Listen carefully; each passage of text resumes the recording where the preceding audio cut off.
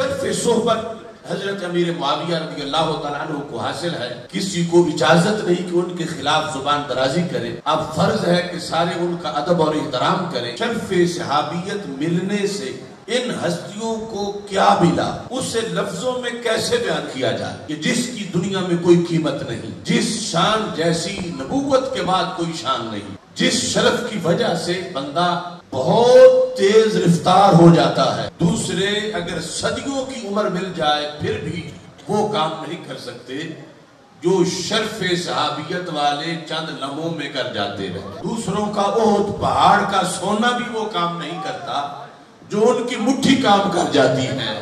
کوئی خود صحابی بننا تو درکنار، صحابی کے ہم پلہ بھی نہیں بن سکتا.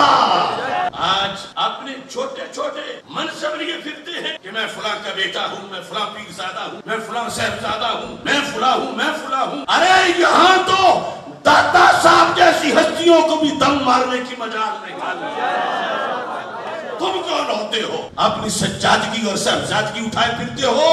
کوئی شخص اس وقت تک نہ عاشق رسول ہو سکتا ہے، نہ رسول پاک صلی اللہ علیہ وسلم کی ناموس کا محافظ ہو سکتا ہے جب تک سرکار کی اس عزت کو نہیں مانے گا جس عزت کو ماننے کے بعد پھر صحابہ کے ہم پلہ بھی کسی کو نہیں مانا جا سکتا. تو مجدد صاحب فرما گئے کہ صحابیت سے جو زمین زرخیز ہوتی ہے وہاں ثواب پر کیا پھول کھلتے ہیں یہ تو زمانہ سوچ ہی نہیں سکتا. وہاں خطا پر بھی اتنا کرم ہوتا ہے کہ وہ اویس کرنی کے ثواب سے زیادہ ہوتا ہے. کہ نام ان کا لے اور ان کی بولی بولتے ہوئے گھبرائے وہ جو کانا ہو، گھبرائے وہ جو اندھا ہو، گھبرائے وہ جو باطن سے ادھار کھائے ہو. ماہ مدینہ اپنی تجلی عطا کرے. یہ ڈھلتی چاندنی تو پہر دو پہر کی ہے.